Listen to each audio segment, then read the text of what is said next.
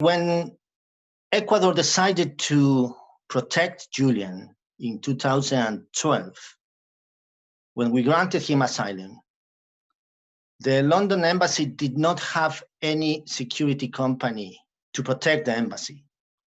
We didn't even have a security cameras system, no security guards, no anything. And it's understandable that somebody like Julian, staying 24 hours a day, 7 days a week for long term, needed protection. Him and the embassy as such. Let's remember that the embassy, for many years, from the very first day of Julian's asylum, became one of the most surveilled places on earth.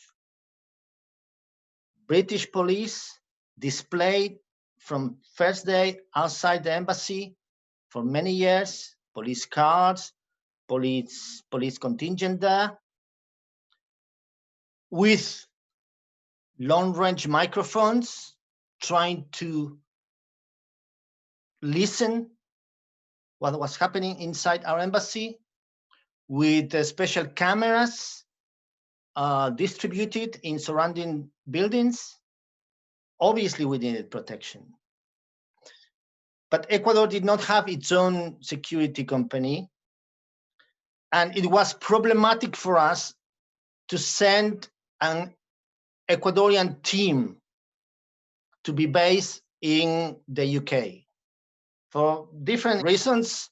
One of them, visa, but for different reasons. The Ecuadorian security bodies, the intelligence services, were historically penetrated, infiltrated by the Americans, historically. When President Correa came into power, he tried to renew the whole intelligence services. It was a genuine effort. It was the right thing to do. In my personal opinion, probably it did not come out as we expected. That's a different issue.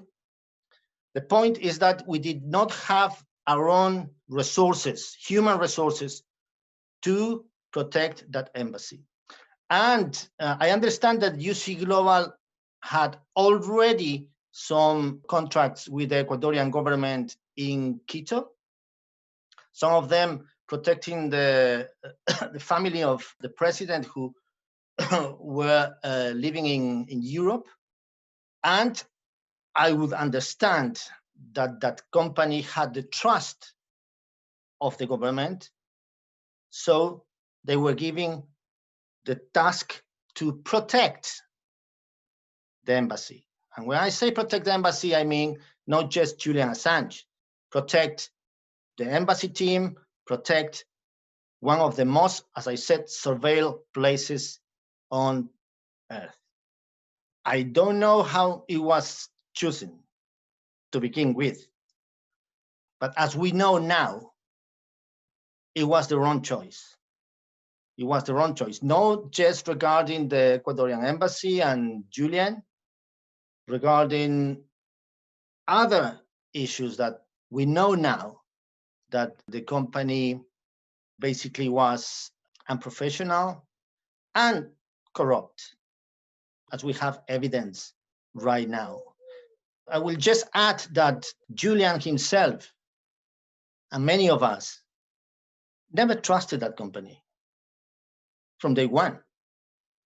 Never trusted that company. They always seem unprofessional, and the relationship with them was not the best with the security company.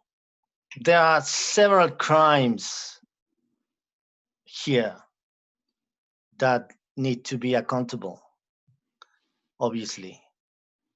We already knew that spying on private meetings with lawyers, with doctors, is illegal.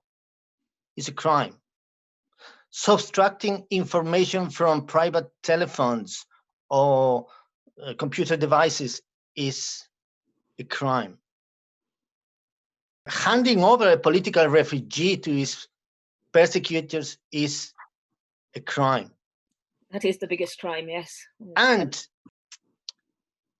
when we are talking about the security guards, when we are talking about, even when we are talking about this Mr. Morales, we are talking about the small criminals.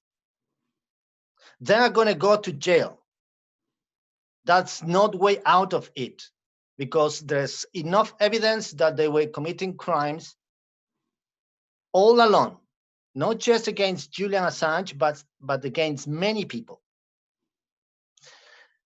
The important thing about Mac's investigation is that we are discovering, or we are getting to the bigger criminals, to the masters of this whole thing, yeah, which is not Mr. Adelson. Mr. Adelson is a medium-sized fish. Yeah. The bigger fish in this is Mr. Pompeo. Yeah. And is he going to be accountable for that? Well, I don't know.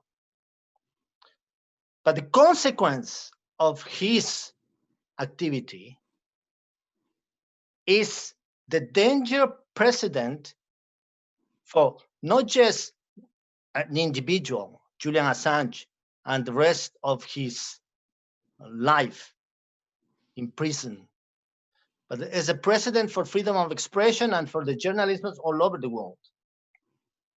That's the important thing.